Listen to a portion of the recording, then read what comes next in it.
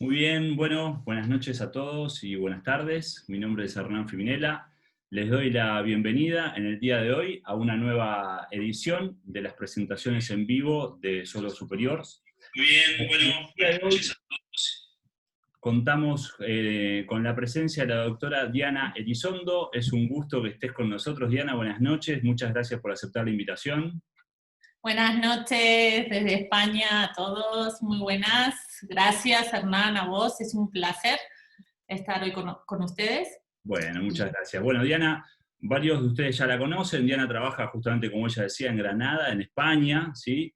Ella tiene un máster hecho en cirugía de la mano, ya hace 5 años que trabaja como especialista en cirugía de la mano.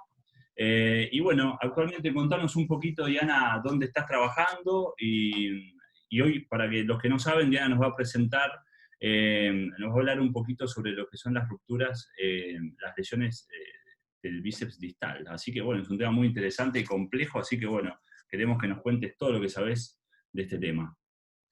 Dale, Hernán, si querés, empiezo a compartir la Dale, pantalla y dale. cuento un poco también dónde trabajo. Ya podés compartir, Diana, tranqui. Vale, genial. A ver, vamos ahí, a ver si se ve bien. Se ve bien ahí, ¿no? Perfecto, sí. Bueno, buenas noches desde España, desde Andalucía. Bueno, yo soy la doctora Diana Elizondo y trabajo en la unidad de miembro superior de mano y de microcirugía del Hospital Clínico Universitario San Cecilio. Es un hospital que está en Granada, una provincia muy bonita de Andalucía, y tenemos un área de referencia de aproximadamente un poquito más de 500.000 habitantes. ¿Vale? Y bueno, sin más, voy a empezar con el manejo de las rupturas del bíceps distal. Es un update, he revisado unos 30 artículos y voy a contar un poquito nuestra experiencia, ¿vale?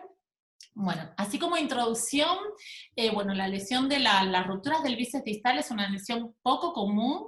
Se estima que es el 3%, corresponde al 3% de todas las lesiones tendinosas. Generalmente se da en un grupo concreto, que son varones activos y de edad media comprendida pues, entre los 35 y los 55 años. Se producen las roturas mayormente por contracción excéntrica contra un peso elevado y casi siempre en una misma postura, que es en semiflexión del codo. Varios factores se han asociado a riesgo y serían brazo dominante en un 86%, fumadores, esto es muy importante, se multiplica la incidencia en fumadores unas 7.5 veces, no un 7,5%, 7 veces más en pacientes fumadores. También en pacientes que toman esteroides, anabólicos y demás, y algunos antibióticos. Quería antes, bueno, aclarar un poquito lo que es la fuerza fisiológica que tiene el bíceps, para que entendáis un poquito cómo se maneja el músculo. La fuerza fisiológica que tiene el bíceps distal con el codo siempre se mide a 90 grados y sin pesos es 50 newtons, o sea, unos 5 kilos. Fijaros qué ocurre cuando cogemos 1 kilo de peso. Con 1 kilo de peso ya la fuerza se duplica, ¿vale? A 112 newtons.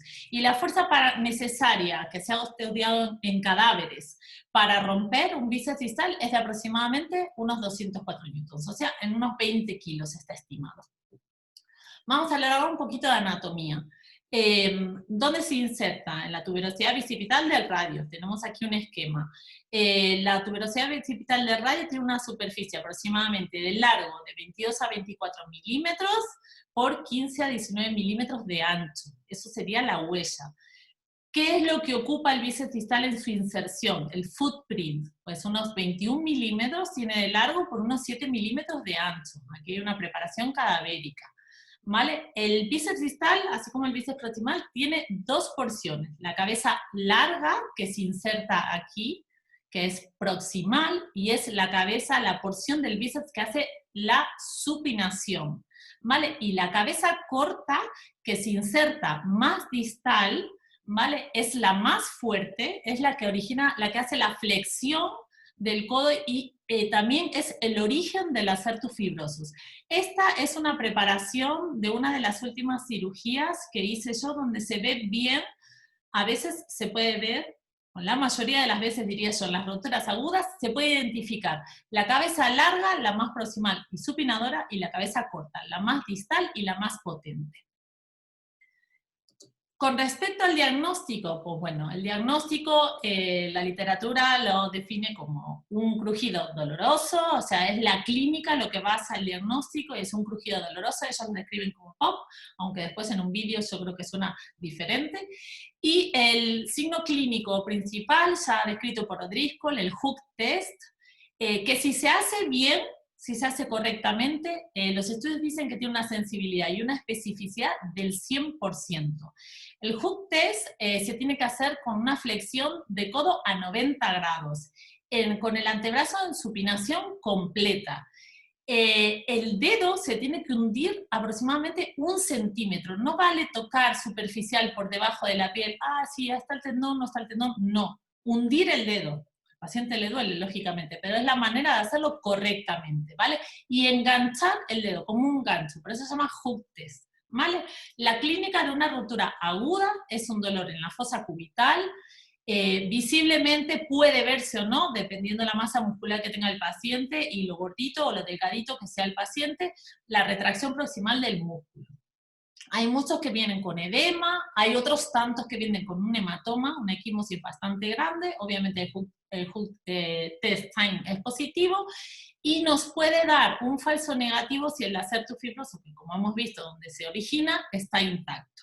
¿Vale? La RMN, pregunta del millón, la RMN solo la estamos utilizando nosotros para rupturas parciales o crónicas. El diagnóstico lo estamos haciendo normalmente clínico o con alguna ecografía de urgencias.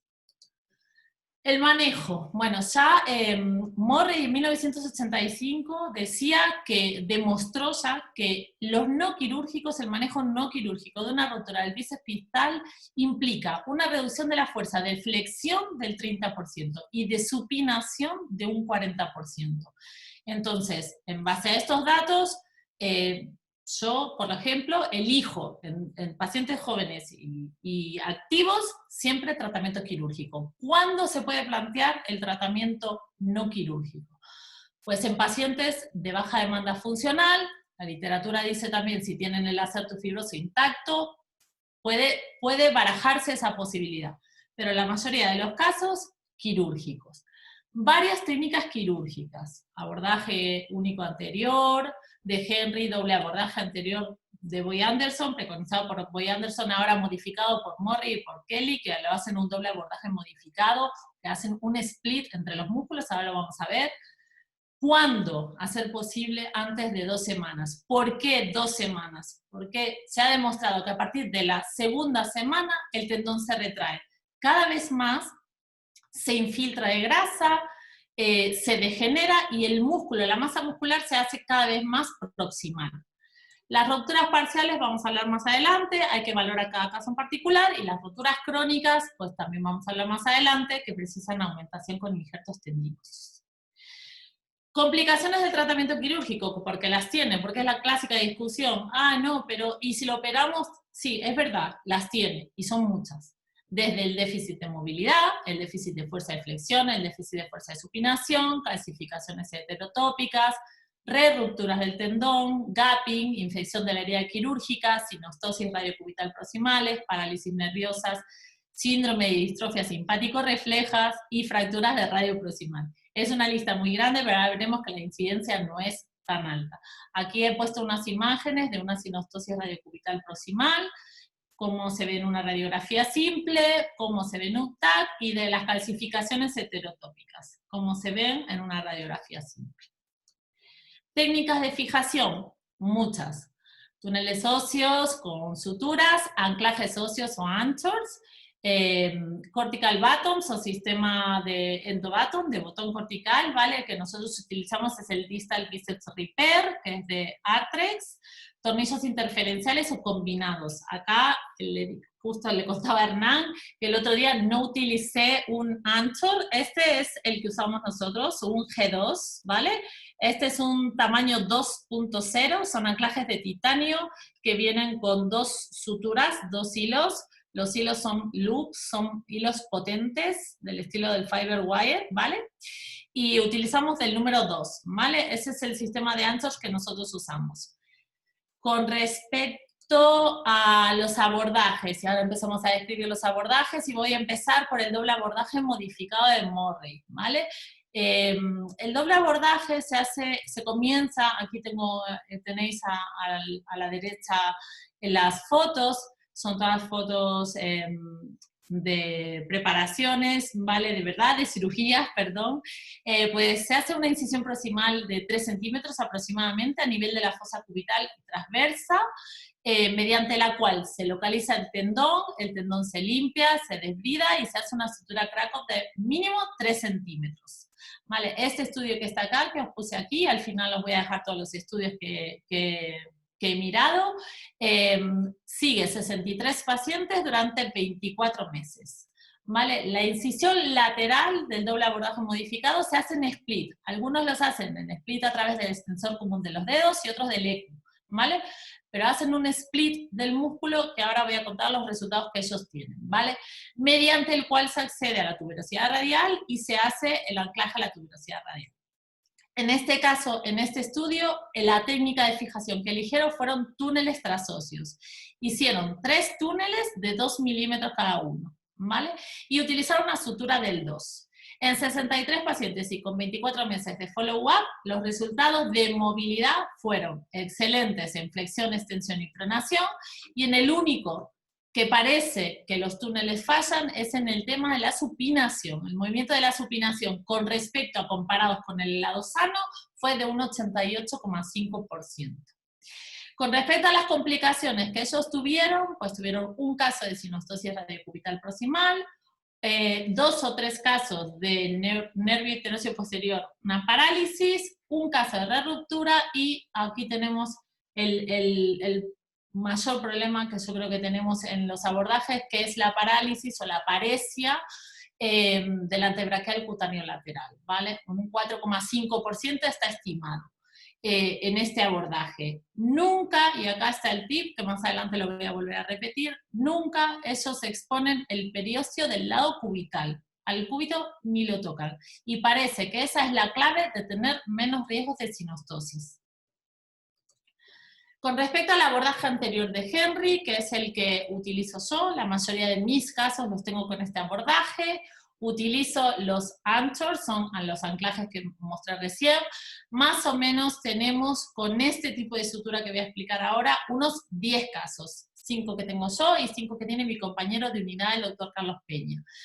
Utilizamos una sutura deslizante, que esta sutura la técnica es de Drozdowell King. King es un cirujano canadiense donde él hizo el fellow en la Universidad de Ottawa, y ahora voy a explicarla cómo es.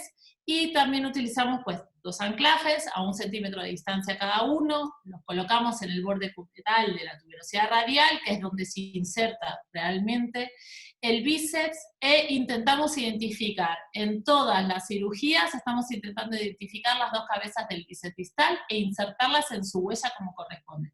Esta preparación es de una cirugía mía, donde, como podéis ver, no es difícil, una vez desbridado bien el tendón del bíceps, identificar la porción larga del bíceps y la porción corta, y así poder anclarla, la larga en proximal y la corta en distal.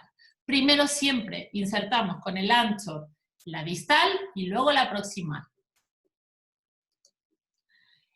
Este es el abordaje que estamos, como he dicho, estamos utilizando, y esta es la sutura que quiero que veáis, que es una sutura que puede parecer un poco compleja, al principio a mí me costaba mucho, pero a altura, y es la técnica que nosotros ahora estamos considerando que tiene mejores resultados en nuestros pacientes y es la más anatómica. Y esta sería la sutura deslizante según la técnica de Drozdowell King. Se trata de utilizar una sutura Krakow de cada lado del tendón, y por dentro, si veis acá, espero que se esté viendo bien, 2 suturas que entran y salen, entran y salen, entran y salen, y son las deslizantes. Entonces, ¿por qué decimos que es la sutura y la técnica más anatómica? El bíceps no se mete dentro del radio, como el sistema que voy a mostrar más adelante del bíceps Reaper. El bíceps se apoya sobre el radio. se apoya sobre la footprint, sobre su hueso, con lo cual lo más anatómico es esto. Apoyamos, deslizamos mediante la sutura crackle la usamos de poste, la deslizante tiramos de ella y va aproximando el tendón, lo va deslizando y lo va pegando a los anclajes, ¿vale? Entonces creemos que esta es muy anatómica y bastante segura y es la que estamos utilizando últimamente. Maximiza el contacto entre el tendón y el hueso. Esta técnica ha demostrado en los estudios que tiene mejores resultados en lo que es flexión y supinación, nada más y nada menos, la función del bíceps. Flexión y supinación anatómica, y encima no tenemos que perforar la cortical del radio, yo creo que tiene muy buena pinta.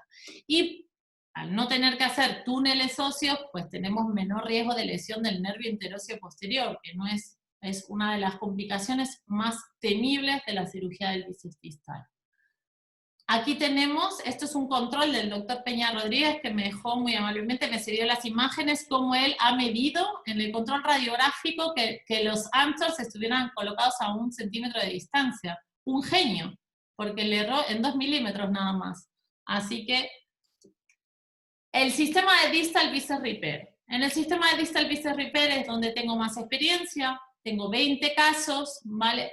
Los hago con un único abordaje por vía interior, o por vía anterior, perdón, y los hago, el tendón lo preparo con una sutura, con un doble loop, ¿vale? Con aguja recta. Es parecida a la sutura que utilizan los artroscopistas para preparar las plastias de ligamento cruzado, ¿vale? El sistema, bueno, como he dicho antes, es de Artrex. El orificio en el radio lo hago lo más medial posible.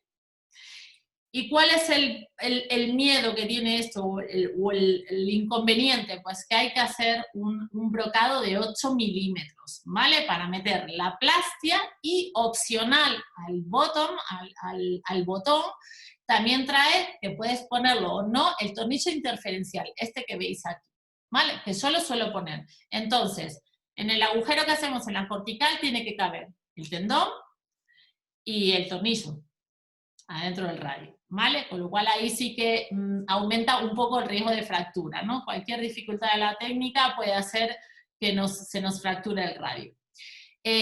Para evitar lo que es las clasificaciones heterotópicas y la sinostosis, pues todas las técnicas, y lo tenéis que hacer, hagáis el abordaje que hagáis, es mucha agua, irrigar con mucha agua y aspirar muy bien. Como veis cómo preparo el tendón, calculo, una vez que lo desbridamos, lo limpiamos y tal, calculo 1 centímetro, que es lo que se va a meter dentro del radio, ¿vale? Con lo cual, como mínimo, he dicho antes que tienen que quedar 3 centímetros de sutura, o crackle o esta loop, ¿vale? Yo le calculé aquí, pues unos 4, no pasa nada, 1 centímetro más, 1 centímetro menos, ¿vale? Voy a enseñar un vídeo de la técnica, ¿vale? Que lo voy a poner ahora, y si eso lo voy parando y os voy enseñando. Bueno, ese es el abordaje anterior, no es evidentemente ese tan largo como veis, solamente es para alargar el abordaje de Henry. Ahí tenemos, voy a parar aquí. Vasos comunicantes radiales, súper importante. Hay un estudio que dice que hay que ligar la arteria comunicante radial porque los hematomas que se propician por el sangrado de estos vasos son los que van a ser la base para la formación de las clasificaciones heterotópicas. Con lo cual, con este abordaje se ven bastante bien y hay que ligarlos. No vale con cauterizarlos con el eléctrico. Ligarlos. Bueno, identificar la rama sensitiva del nervio radial, la antebraquial cutánea lateral, y la rama motora del nervio radial, el interóseo posterior. Vamos a continuar. Localizamos el tendón del bíceps. Hacemos una disección, lo limpiamos, lo desbridamos, vemos la fibrosis. Ahí tenemos el tendón. Tenemos que desbridarlo, dejarlo lo más limpito posible.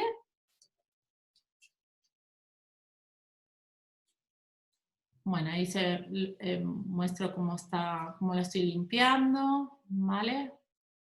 Con el bisturí, cuidadosamente, que no lo rompamos. Casi siempre lo hago sistemáticamente para intentar identificar las cabezas, ¿vale? Esto en concreto, voy a parar, ¿por qué no se ven las cabezas ahí? Porque esto en concreto es una rotura que llevaba 6 meses, ¿vale? Era crónica. A medida que pasan las semanas, como he dicho antes, ahí estoy haciendo el loop. Se degenera el tendón, la punta del tendón. El fiber loop, el hilo es del 2 y la aguja es recta, ¿vale? Se ve bien cómo se hace. Me gustaría explicarlo en vivo, pero no encuentro nada como para poder hacerlo acá. Pero bueno, yo creo que se ve bastante bien. Siempre referencia con BC Loops todas las estructuras anatómicas que no quiero o que no debo lesionar. Bueno, vamos pasando. La verdad que este hilo es súper potente. Las pinzas son unas pinzas de Alice que utilizamos tanto para localizar el tendón y traccionar de él, como en las roturas crónicas para manejar los injertos y lo que queda de masa muscular.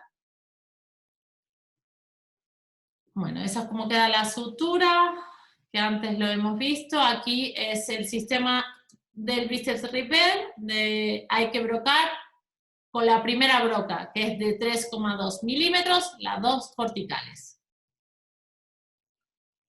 Localizamos primero el punto de entrada, nos vamos bien a medial, intentamos no desperiostizar nada, absolutamente nada del cúbito. No queremos que se nos formen sinostosis. Todo ese hueso que veis ahí, todo ese hueso hay que lavarlo bien y hay que aspirarlo. Ya se ve claramente en el vídeo, todas las virutas de hueso que salen, ¿vale? Esta que es la broca más grande, vale, esto es importante. Este mango azul trae la ficha, trae el botón, ¿vale? Que trae un botoncito. La ficha hay que meterla dentro y eso tiene un botón para apretarlo y que la ficha se coloque, digamos, entra vertical y se coloque horizontal.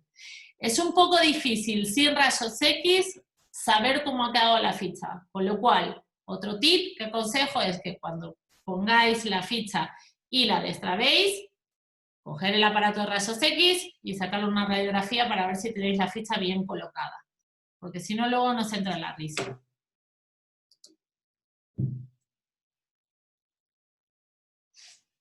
El hilo se enhebra en ese enhebrador que lleva la ficha, el hilo se enhebra en el botón y se va traccionando luego, ahí se ve bien, ¿vale? Con una mano y otra, un lado y otro del hilo, ¿vale? Va bajando el tendón. Una cosa, voy a parar el vídeo para decir una cosa. Aquí, a pesar de lo que voy a decir ahora, verán que he utilizado un Hoffman de este lado. El Hoffman de este lado no lo recomiendo y ahora os voy a explicar por qué. Y luego os voy a contar qué pasa con los separadores. Del lado medial, del lado ulnar, se pueden utilizar Hoffman y se pueden utilizar otro tipo de separador. Del lado lateral no utilicéis Hoffman. Utilizar o 2 en 1 o Farabés o Army Navy, cualquiera que tengáis, pero que no tenga punta. Bueno, ahí vamos descendiendo del tendón, se va metiendo dentro del túnel. ¿Vale? Movimientos, hay que hacer bastante fuerza y hay que ver que se mete todo el centímetro que hemos marcado, que se mete todo dentro del túnel. Y eso hay que comprobarlo. Es súper importante porque si no, no hemos hecho nada. Paro de nuevo el vídeo. Este es el famoso tornillo interferencial. Hay personas o hay cirujanos que a veces no les entran, no hay manera humana de que les entre y no los ponen. Es opcional, se supone que con la ficha sola se podría poner y se tendría que quedar estable, ¿vale? Yo lo suelo poner. Si no se me complica, lo suelo poner. Se atornilla y se mete. Entonces, atención, dentro del orificio que hemos hecho ya tenemos el tendón, la ficha, el tornillo. Así es como tiene que quedar, ¿vale? La ficha ya quedó por la cortical posterior, el tendón y el tornillito. ¿Vale? Bueno, esto es la incisión, la sutura que hago, que se puede hacer intradérmica, puntos sueltos con grapas. Esto básicamente sería una cirugía con el sistema de distal bíceps repair. Pasamos al otro que mencioné, a la otra técnica, tornillos interferenciales, otro implantes. Los tornillos interferenciales han demostrado y son un buen sistema de fijación, porque de hecho el Distal Visa Repair lo trae, ¿vale? Se compara a la fiabilidad, a la fuerza que tiene hacer los túneles óseos que vimos en el primer abordaje. Pero lo que pasa es que al tener que hacer 2 orificios, debilitan bastante la cortical del radio, y es lo que yo no hago esta técnica es por eso. Cualquier fallo en la técnica, de entrar con el tornillo medio torcido, no entrar perpendicular, no entrar vertical, puede ocasionar un movimiento y que se nos rompa el radio. También en los últimos estudios que he revisado, hay un estudio que habla de que generan osteolisis, y creo que Hernán tiene un caso, que a ver si nos da tiempo para que lo muestre. ¿Y cuál es el problema que generen osteolisis y que encima se nos fractura el radio? Pues se pierde el tendón, se pierde el implante, se pierde la reparación y encima hay que reparar el radio. Entonces es una técnica que yo no veo muy segura y por eso es que yo no la utilizo. No es que no la recomiende, sino que no la utilizo. Bueno, comparando técnicas, y este estudio es bastante interesante, es un estudio biomecánico en cadáveres. Vale, vuelvo a recordar lo que hemos dicho antes de la fuerza fisiológica del bíceps. Estos científicos han cogido varias preparaciones de cadáveres, le han hecho reparaciones de bíceps distal y los han sometido a ciclos de carga, ¿vale? De 1000 ciclos, ¿vale?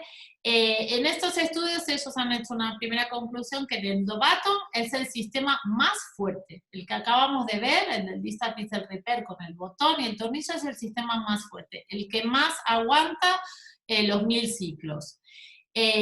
Los 2 anclajes, que es lo que estamos utilizando nosotros ahora, pues ofrecen muy buena resistencia, no es superior quizás a los túneles óseos, ¿vale? Pero el número de 2 ofrecen una resistencia adecuada, que ahora lo voy a decir cuántos newtons soporta cada uno. Fallo a la carga, ¿cuáles son los que más han fallado a estas cargas de 1000 ciclos? Pues los tornillos interferenciales, o sea, son los menos seguros, la técnica menos segura, las que nos pueden ocasionar fracturas de radio y encima son los que menos soportan los ciclos de carga.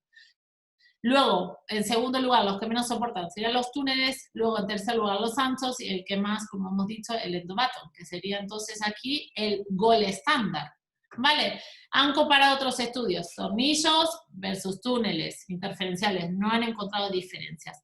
Y esto, que es un tema bastante nuevo, el gapping, que es el desplazamiento del tendón, desde que lo metemos y lo insertamos dentro o lo apoyamos, hasta lo que puede suceder con el tiempo. Ahí le hemos encontrado un defecto al baton, al que describí, y es que se desplaza 2,59 milímetros.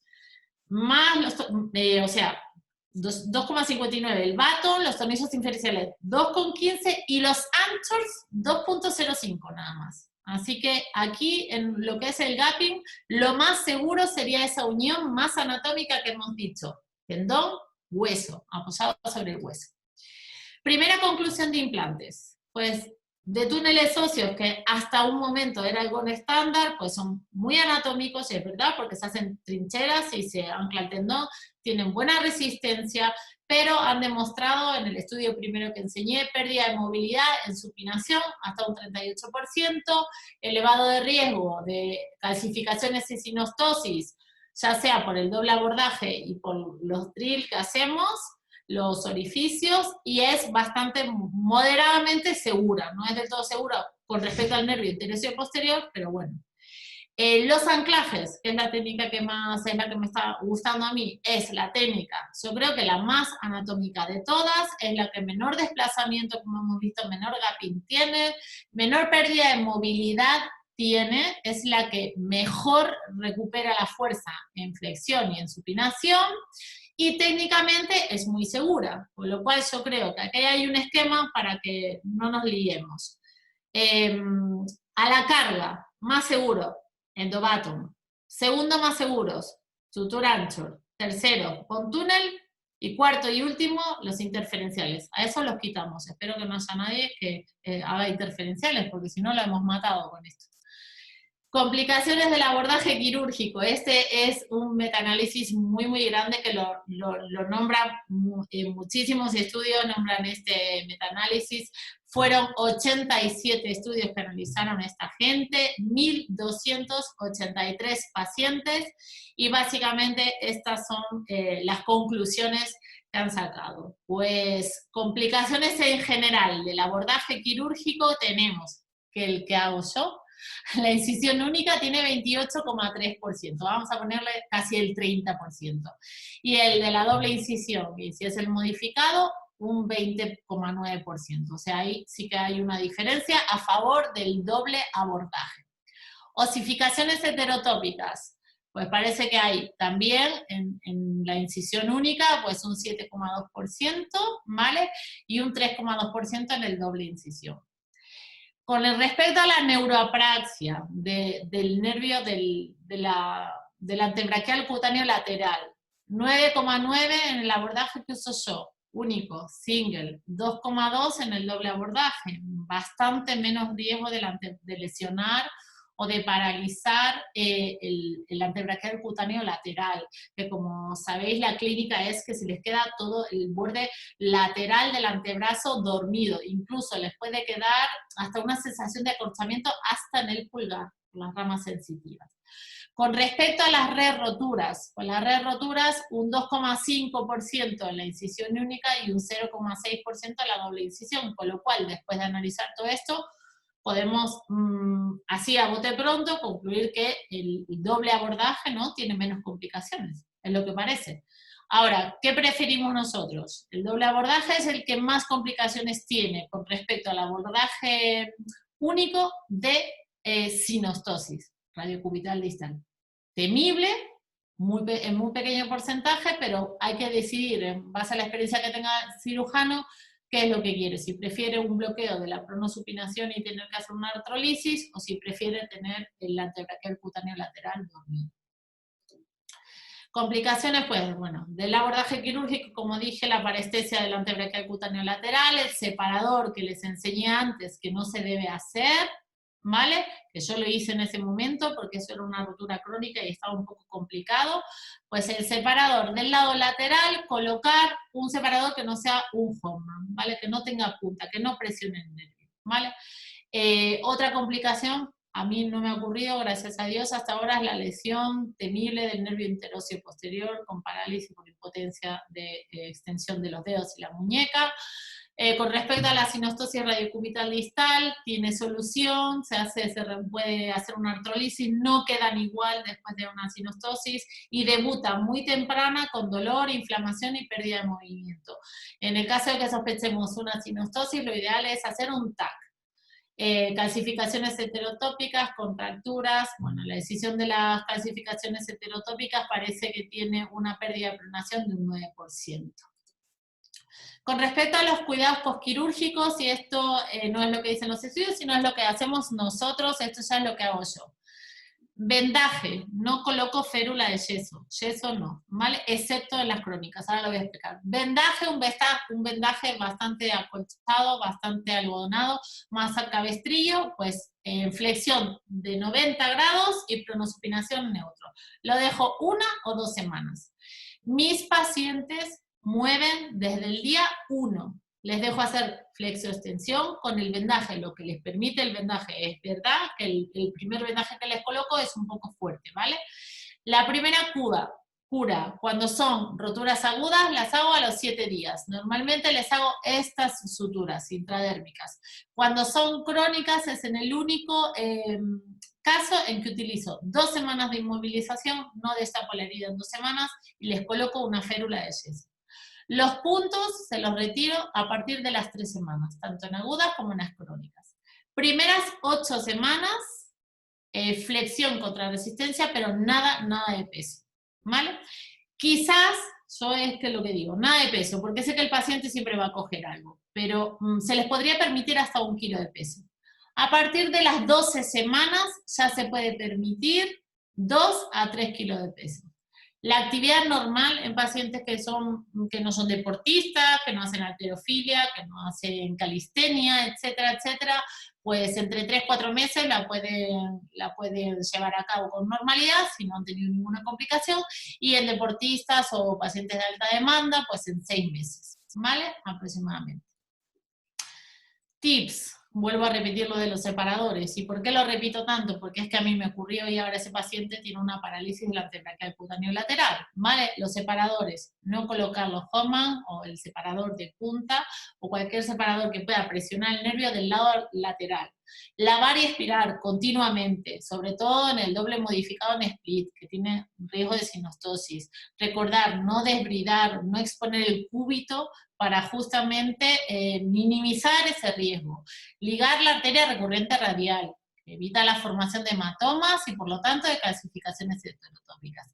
Celecoxib, esto lo leímos en unos cuantos estudios y nosotros lo hemos aplicado. Entonces, el Celecoxib, 200 miligramos durante 24 horas, durante un mes. Parece que disminuye la formación también de calcificaciones heterotópicas.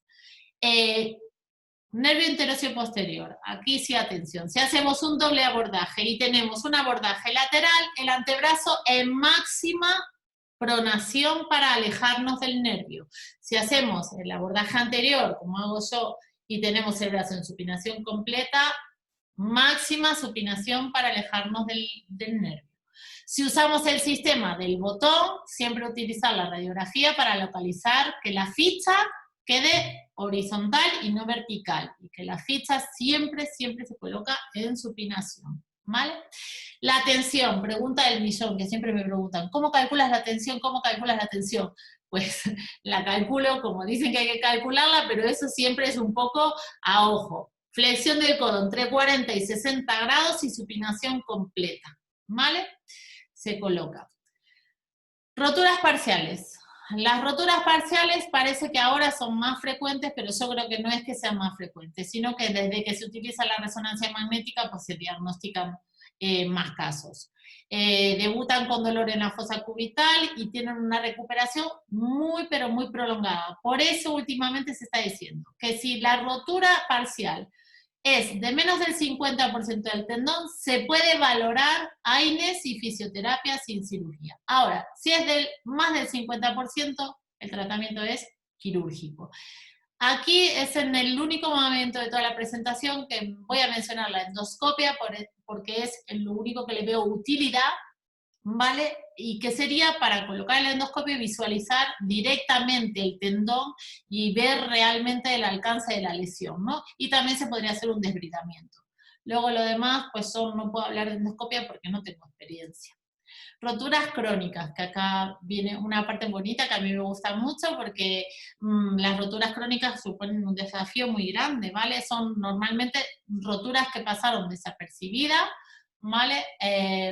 Más de 6 semanas, estamos hablando de cirugías muy complejas, pero no imposible. Esto no lo digo yo, lo dice Joaquín Sánchez Sotelo en su publicación, y más de 12 semanas las catalogan ya como un desafío. ¿Por qué? Por la retracción del tendón, y no solo del tendón, sino del músculo. Esta es una imagen, una fotografía real de uno de mis pacientes con una rotura crónica. Como podéis ver aquí, no hay tendón. Esto es una masa deforme, llena de fibrosis, ha perdido toda la elasticidad, ¿vale? Incluso dicen que puede haber una artropatía precoz. Bueno, no fue el caso, ¿vale? Pero este es el estudio, que nada más y nada menos que Sotelo, Murray, Adams y O'Driscoll. Vamos, 4 grandes del codo en un solo estudio. Imposible encontrarlos en otro sitio. La clínica es de debilidad, pérdida de fuerza, pero sin dolor. Claramente si son pacientes jóvenes, y lo de joven cada vez se hace más extensivo porque la gente de 65 años sigue siendo joven, pues claros beneficios de la reconstrucción. Y el diagnóstico en este caso sí que tenemos que utilizar la RMN, no tanto para el diagnóstico en sí, sino para calcular el gap, la distancia. De hecho aquí más o menos veis esta distancia de 6 centímetros, pues este paciente casi tenía eso, 5 y pico aproximadamente. Abordaje. El abordaje aquí es abordaje interior y anterior amplio. De hecho, la técnica quirúrgica dice que se puede marcar el abordaje e ir haciéndolo hasta que encontremos el tendón y la masa muscular. Yo parto de un abordaje como el anterior amplio, ¿vale? Y me dedico a buscar con tranquilidad el tendón. Hay dos técnicas, ¿vale? Básicamente, la posibilidad de suturarlo, y está publicado en máxima flexión de codo.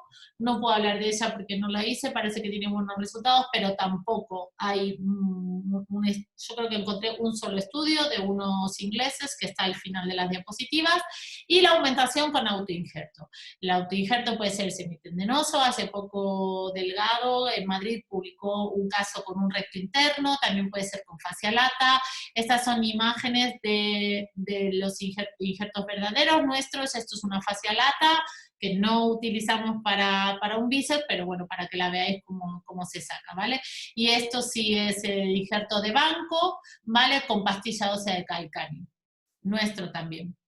La aumentación del injerto de Aquiles pues es la más utilizada, y por varias cosas, entre ellos, el Aquiles es un tendón que tiene una aponeurosis, así bastante, como veis, bastante larga y en abanico, que permite abrazar a la masa muscular.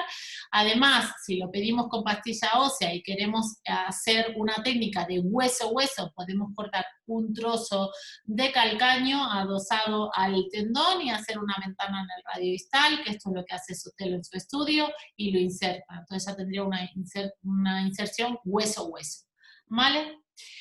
Otra ventaja que tiene es que al no tener que sacar autoinjerto, pues disminuimos la morbilidad de la zona donante, y como única desventaja que la describen sería la transmisión de enfermedades, pero yo creo que ahora con los injertos de banco criopreservados, congelados, pasan todos los estudios, no creo que eso sea una opción muy viable, ¿vale? Nosotros tenemos, y esto estoy muy contenta de decirlo porque tenemos 3 casos ya que Sánchez Sotelo publicó 4, nosotros ya llevamos 3, estamos esperando el 4. Los 3 están hechos con aumentación con Aquiles. De nuestros 3 pacientes, uno fumaba y fuma, antes fumaba más, ahora fuma menos. Uno no tomaba absolutamente nada ni fumaba, y el otro estaba trasplantado, con lo cual tenía consumo de inmunosupresores y esteroides, ¿vale? Este es el tendón, la preparación de uno de mis pacientes. Aquí tenemos un paciente, este es otro, veis ambos las separaciones de más de 5 centímetros, ¿vale? Lo preparo como el sistema anterior del distal bicep repair con un fiber loop del tamaño de 2, y dejo la aponeurosis, ¿vale? Para envolver la masa muscular, ¿vale? Joaquín Sánchez Sotelo no lo envuelve, sino que lo pega sobre la cara anterior del bíceps. Yo lo envuelvo, me da más seguridad, ¿vale? El anclaje al radio se haría con un endobaton, ¿vale? Hay que tener mucho cuidado con el músculo cutáneo, sobre todo al despegar el bíceps. Sabemos que pasa por la cara posterior del bíceps, entonces ojo con el nervio, porque ya hemos visto que se pegan mucho, tanto lo que quede de tendón como la masa muscular, así que ojo. Y bueno, los resultados tenemos 2 de los que son los míos, de una evolución de 8 semanas, y uno que es del doctor Peña, que ya tiene 6 meses. Pues esto sería como quedaría preparado, ¿vale? El tendón. Estas son fotografías reales de mis cirugías, ¿vale? Esto es como lo sutura Sánchez Sotelo, ¿vale? Y él hace una técnica de hueso-hueso con la pastilla. Yo no me animé y utilicé, ya me parecía bastante compleja la cirugía como para hacer una trinchera, tallar el calcáneo, hacerlo encajar. Entonces, pues nada, lo envuelvo, despliego la aponeurosis y meto lo que me queda del bíceps dentro y le hago unas suturas de tipo crack, ¿vale? Suturas dobles. Este es mi paciente número 1, Jesús. Esto fue la bueno, a las 2 semanas cuando le quité el yeso. Este paciente tiene, este es un vídeo de hoy, de la consulta. Este paciente tiene 45 años, 11 meses de evolución, es fumador de 10 cigarrillos diarios y estaba levantando un sofá. Así se lo rompió. Y ahora mismo Jesús tiene una paresia del antebraquial cutáneo lateral. Pero bueno, llevo 8 semanas, espero que sea temporal. Vale, y este es nuestro paciente, mi paciente número 2. Decían que era una rotura de 15 días de evolución. no era una rotura de 15 días. Evolución le quedaría un resto y se terminó de romper, haría 15 días, no tomaba esteroides, no era fumador, ¿vale? La primera cura la hago a la primera semana, como hemos dicho, la férula de yeso a las 2 semanas se los retiro a estos pacientes y a las 3 semanas les dejo mover, ¿vale? Bueno, conclusiones. Diagnóstico cuidadoso, esto es nuestro número, casos, 30 casos tenemos. Diagnóstico cuidadoso, personas activas, intentar hacer la cirugía en menos de 2 semanas. Las técnicas, todas han demostrado en las escalas funcionales, DASH, Work DASH, Sport DASH, ninguna tiene diferencia de superioridad con respecto a otra. El abordaje, hemos dicho ya, abordaje single, que tiene un poquito más de complicaciones que el abordaje doble. Mi favorita, nuestra favorita, ahora mismo, reconstrucción anatómica con 2 anclajes, ¿vale? Y abordaje, de momento lo estoy haciendo con una única incisión anterior, pero un cirujano que trabaja en Estados Unidos ha tenido la amabilidad de mandarme unos vídeos intraquirúrgicos de la doble incisión y creo que la próxima la voy a hacer así para probar. La consideramos técnicamente más segura, la más anatómica, bastante reproducible, con menos riesgo de lesión del MIOP, no hay que hacer túneles, no hay que meter el aparato de rayos X, y estamos en rango de lo que dicen los estudios, puesto que tenemos 3 paresias, vamos a decirlo así, porque son muy prontos del antebraquial cutáneo lateral, ninguna infección, ninguna rotura hasta el momento. Bueno, os voy a mostrar aquí el vídeo de uno de mis pacientes para finalizar la charla, que espero que se escuche bien, y vais a escuchar, vais a ver cómo se rompe el bíceps, la imagen, y vas a escucharlo. Así que me voy a callar.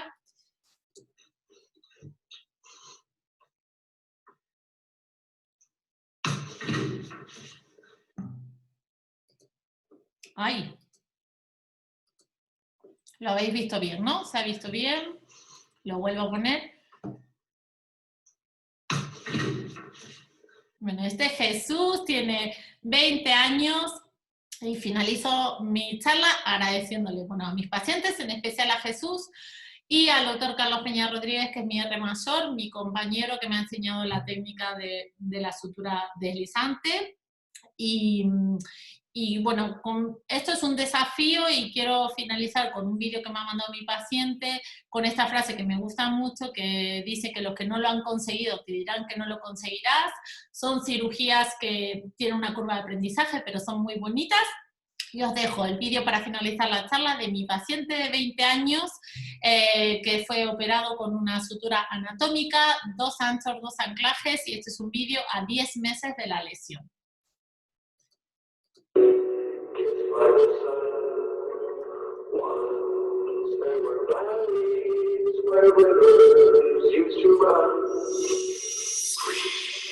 Fields are gone now, parched by the sun, gone from the valleys where rivers used to run.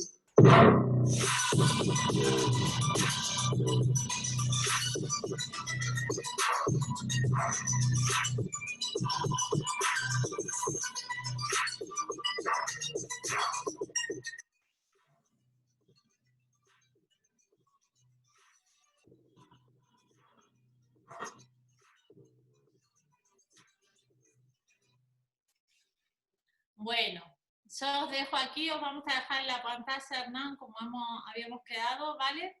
Para que podáis ver, creo que de todos los artículos que revisé, estos son los que más merecen la pena, ¿vale? Que os miréis si os interesa. Dejamos esa, bueno, los dejamos un ratito, se puede hacer un screenshot ahí, así que buenísimo. Bueno, Diana, la verdad, te felicito por la presentación, la verdad que muy completa, ¿sí? Muy completa, te felicito por la búsqueda bibliográfica, y te soy sincero, hubo muchas preguntas, pero que a medida que vos ibas presentando, se iban respondiendo solas. Así que eso habla de la excelente presentación, la búsqueda que hiciste, la verdad que muy, muy buena. Ahora hay todos agradecimientos y felicitaciones hacia vos en el chat. Yo te voy a hacer, además por cuestión de tiempo, 2 preguntas nada más, pero la verdad que fue muy completo todo. Te quería preguntar, si les dejás drenaje o no a los pacientes, primero, a todos ellos. No, no les dejo. ¿No les dejás? Yo no, porque hago hemostasia, retiro isquemia de hemostasia cuidadosa. Bien, No me gustan los drenajes, no te- aunque se recomienda, no me gustan por el tema de las infecciones, le tengo miedo a las infecciones. bien, Pero las crónicas, yo creo que quizás, si no se ha hecho una cirugía muy cuidadosa o una hemostasia muy cuidadosa, en las crónicas sería propio dejarlo un drenaje. Por lo menos un Penrose o algún tipo de drenaje de estos de silicona. totalmente, perfecto. Sí. Bien, y después te pregunto, ¿cuál es el límite de edad? ¿Qué paciente vos dirías, a este paciente no lo opero? Uy, ¿Viste? qué Vos difícil. dijiste paciente joven, lo operamos, obvio, pero ¿qué paciente decís, a este paciente lo dejo con tratamiento imprudente y que le quede así el bíceps con el signo de Popeye? Yo creo que mi límite, lo que pasa es que voy a quedar súper mal, porque aquí en España tenemos una población bastante envejecida, pero la gente de 65 años acá se ve muy bien, practican deportes y tal. Entonces yo creo que eso es un poco individualizar, ¿vale? El paciente Claro. más grande que yo tengo son 55 años, ¿vale? Que es una de las roturas crónicas. El más joven creo que es Jesús, que ha cumplido 20 años, creo 21 el otro día. Pero si a mí me viene un paciente de 65 con buena masa muscular, con buen físico, delgado, que practica tenis o golf o lo que sea y tal, yo creo que sí lo operaría. También, bien. Claro, hay que ver el contexto. Eh, Bien, Ahí habría que individualizar.